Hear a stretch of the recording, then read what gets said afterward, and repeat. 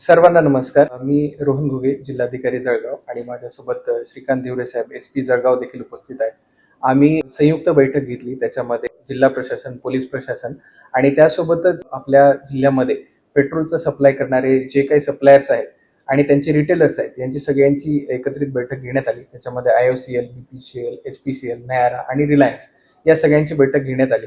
त्यामध्ये सद्यस्थितीमध्ये त्यांच्याकडे असलेल्या स्टॉक पोझिशनची देखील माहिती घेण्यात आली आणि त्यांच्याकडे येणाऱ्या ट्रान्झिट मधल्या स्टॉकची देखील माहिती घेण्यात आली.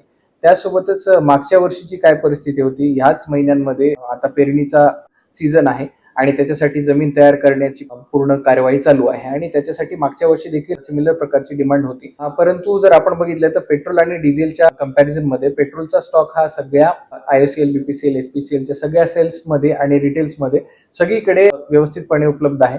जर आपण बघितली तर आजची जी पेट्रोलची डिमांड होती ती 921 KLची होती आणि त्याच्या अगेन्स्ट 1338 KL म्हणजे किलो लिटरचा सप्लाय सध्या आपल्याकडे उपलब्ध आहे आणि ट्रान्झिटमध्ये म्हणजे येणारा सप्लाय जो आहे तो 747 किलो लिटरचा आहे.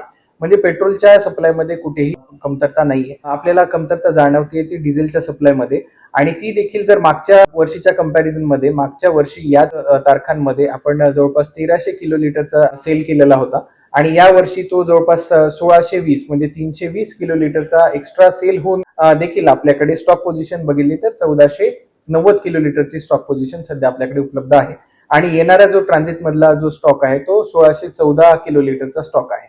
म्हणजे आपल्याकडे असणारा स्टॉक आणि येणारा स्टॉक हा पर्याप्त मात्रेमध्ये आहे.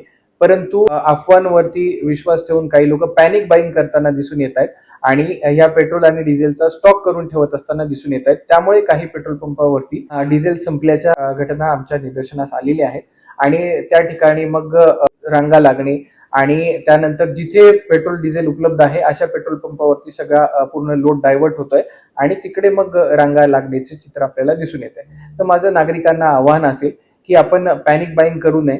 आपण जरी मशागतीची पण डिमांड जर कन्सिडर केली तरी पर्याप्त मात्रेमध्ये आपल्याकडे साठा उपलब्ध आहे. काही काही रिटेलर्स कडून आपल्याला जेव्हा माहिती घेतल्याच्या नंतर कळालं की जे साठा तो 4-4 दिवस सेल करत होते तो साठा ते आता 4 तासांमध्ये सेल करत आहेत. अशा प्रकारची इतकी मोठी पॅनिक बाईंग सध्या लोकांमध्ये सुरू आहे. त्याच्यामुळे कुठेतरी डिझेलचा आपल्याला तुटवडा काही काही पेट्रोल पंपांवरती झालेला दिसून येतो.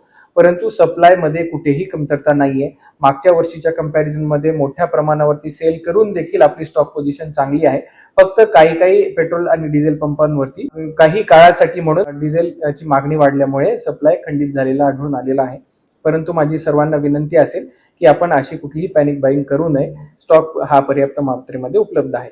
काही ठिकाणी जिथे इश्यूज आपल्याला भांडण तंटी झालेले बघायला मिळालेली आहे तिथे SP साहेबांनी देखील मोठ्या प्रमाणावरती पोलीस बंदोबस्त आणि सुरक्षा नागरिकांसाठी प्रोव्हाइड करण्यासाठी म्हणून पूर्ण व्यवस्था केलेली आहे. पोलिसांची व्हॅन्स ह्या सगळ्या पेट्रोल पंपांवरती देखील गस्त करणार आहे आणि नागरिकांना आवाहन आहे की कोणी घाबरून जाऊ नये आणि पॅनिक बाईंग करू.